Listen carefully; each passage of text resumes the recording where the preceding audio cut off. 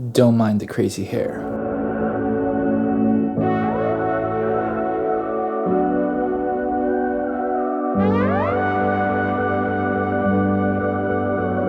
How's it going, everyone? This is Kevin. Today I want to bring along with me to do some black and white self-portraits because I'm in the mood. So let's jump right into it.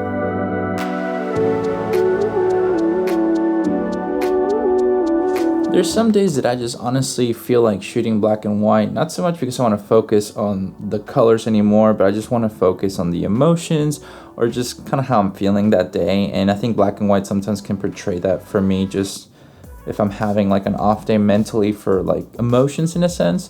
And I thought it'd be a good day today to just do some self-portraits and just have some fun taking them because I'm just in that kind of mood feeling. So I'm going to do a little bit on my camera just to edit it with my black and white preset that I have, and just go ahead and see what I can come up with in the little room with the light and the backdrop, and see what I can come up with. And if I find any props that I want to use, I'll use them, but I'm gonna show you how I would normally do a little shoot like that and go from there, because just the day that it's not the best weather outside, just don't feel like doing too much in a sense, and mentally feels good to do black and white because it's like therapy to me. So let's get set up.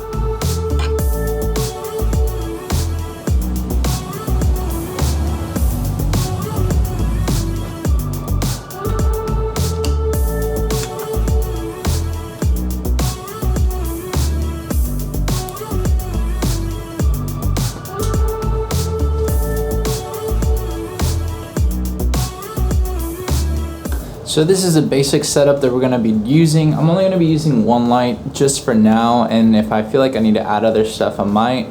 But I want to kind of make them a little bit moody because that's what I try to, like, you know, kind of envision when I do black and white photography, just making the mood a little bit moodier and just kind of go from that. So we're just going to be using the Amaran 100X and then go from there. And I think it'll be more than powerful enough because my 200X is downstairs and I'm honestly feeling kind of lazy to bring it up. So I'm just going to leave that down there, use the 100X. Since I know some people always kind of ask me if they should get the 100X or 200X. Well, I'm using the 100X today, and you can see for yourself how much you like it or not. So this is how the light looks on the face right now. Still need to get a hat on, but so I think I'm just gonna do a hat since I haven't done my hair really today. I was wearing a hat earlier and I kind of took it off, so don't mind that. But the light looks pretty good, so once we make it into black and white, it should look kind of nice, I think. So pretty excited to start doing some self-portraits here shortly. So that right there is you know, how you're gonna be. That's how I'm going to be seeing myself as well, just to kind of make sure. But I'm still going to be using the Sony Imaging Edge App. I'm trying to test it out, but I might use also my Monitor Plus app that I've been using for video that you can also use for photography, and it seems to work pretty great. So I'm going to see which one is best, and that way you can see if it might be worth it to just upgrade to the Monitor Plus app. But for now, we're going to use the Imaging Edge app first, and then do the Monitor Plus and kind of compare the both to see which one would be better for some self-portraits. That way, in case you feel like you need to get some boosted whatnot, maybe the Monitor Plus might be better, maybe the Sony might be fine. We'll figure it out together. One of the cool things about the Sony A7iv is you have those, you know, Sony profiles. So sometimes whenever I feel like I'm gonna be, you know, shooting a certain type of color or no color, I can try to put some of the profiles on it just to see what it would look like in camera. And since they're raw photos, it doesn't matter, it won't save them that way unless you use like the shoot JPEG and raw. I mean, I've done video shooting the profiles before without editing them after, but that's something that I think is pretty good to have, so that if you're not sure how the color might look or how you want to light certain things, that's what I tend to do myself. I'll just kind of go and start picking the black and white, and then just, you know, see how it'll look in camera with the lights themselves, so that way I know what to change. You know, makes life easier for post-production, so if you get it in camera. So that's a little bit of an advice that you might want to do for yourself. I'm gonna do it for myself here shortly, and you know, that way I'll be able to tell what looks good in camera with the lighting and adjust whatever I need to, so whenever I do my post-editing, it should turn out a lot easier to edit. And now it's connected, so I'm gonna show you what it'll look like right here. Now I can have it track my eye. So that way we're over there, but now we have it all set up right there. So we'll see how this goes and go from there.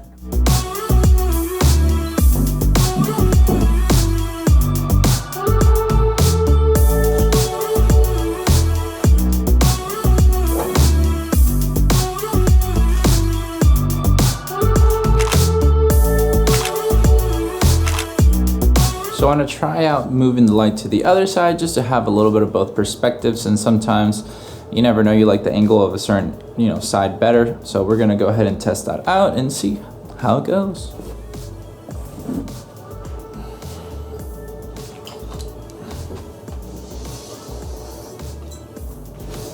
And let's see how we see ourselves.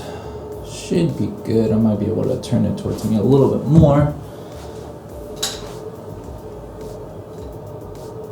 to make it a little bit moodier.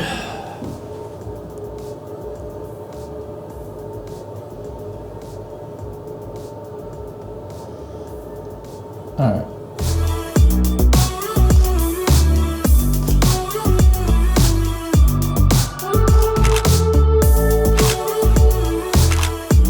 Now that we've used the Sony Imaging app, I'm gonna go ahead and use the Monitor Plus app because I usually use it for video, but I'm gonna try it out for the photo side of it to see if it's just that much better.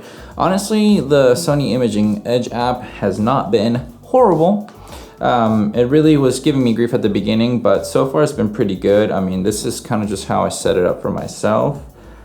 You're able to, adjust anything that you want to. I can change my focus points by just tapping wherever I want on the screen and it'll start focusing and tracking. So it works out pretty well. So we're gonna see if the Monitor Plus is any better. Well, time to exit and go to the Monitor Plus. All right, so join. Okay, use cellular data. So here we are. That's what it looks like. So if I bring it up here, you start seeing myself. It has the tracking of the eye autofocus and it has my settings there. So I'm gonna go ahead and test it out and do a couple shots with it.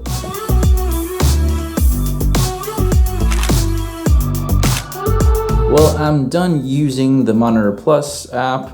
Compared to the Imaging Edge app for photos, the Imaging Edge app seemed to be a little bit smoother, but also is because I think the Monitor Plus one, I've never really used it for a photo yet, so it's kind of a little bit more wiggle room, but it's a phenomenal app for video. So if you ever want to have like where you can see like your phone as a monitor to be able to see what you're recording and hit record, put some LUTs on it so that if you, in case you want to buy like a monitor usually that you would use for like the Atomos Ninja 5s and stuff, it works pretty great. I mean, you obviously won't be able to externally record or anything like that, but you're saving money because, well, monitor compared to just getting an app is so big difference. So that's my reason why I use it. I mean, it just works well for me for what I want to use, especially when I'm using my gimbal. I'm able to put my camera on top and then the monitor thing on the left, just so I don't have to open up the screen so much whenever I'm using my gimbal. So it's not like having to rebalance or anything.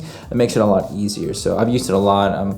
It's been pretty great. So it was different to use it for photo, but overall the Imaging Edge app right now worked a little bit smoother, especially for photos, pretty great for what it is, especially for self-portraits. So now you get to see how I usually would do some self-portraits, and not too shabby, I think. But now, which one was your favorite out of the ones that I was able to take? Let me know below. Always love to know your guys' input and what you think was your vibe or your mood or whatever, just to see what you guys are into of the style of my photography or in general. It's good to share that information with me. Love to hear always about it. But that's it. That's the photos. I felt like taking some black and white portraits today for mental sake. I guess this is my therapy. I don't know what you guys do whenever you're not feeling, I guess, creatively fit, if you will, because I do feel creative, just not fit enough to go do everything, weather plays into it, life and everything. I mean,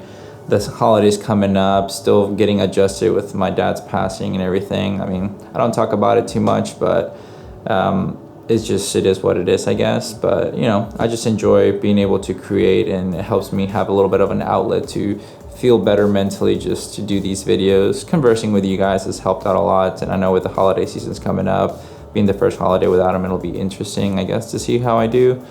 But yeah, I mean, I have some stuff that I'll be creating that'll help me mentally and creatively to release for you guys, to help me out, you know, to cope with things a little bit better. But yeah, I don't want to drag that into it too much, but I appreciate you guys watching all the time and being part of this community that we're building slowly. You know, we've reached over 3,000 subscribers, so it's been quite nice to have that, and I appreciate all of you guys, so thank you for that. But with all that said and done, guys, thank you so much for watching this video. Make sure to like and subscribe, share this video with a friend. I'll catch you guys in the next one. See ya.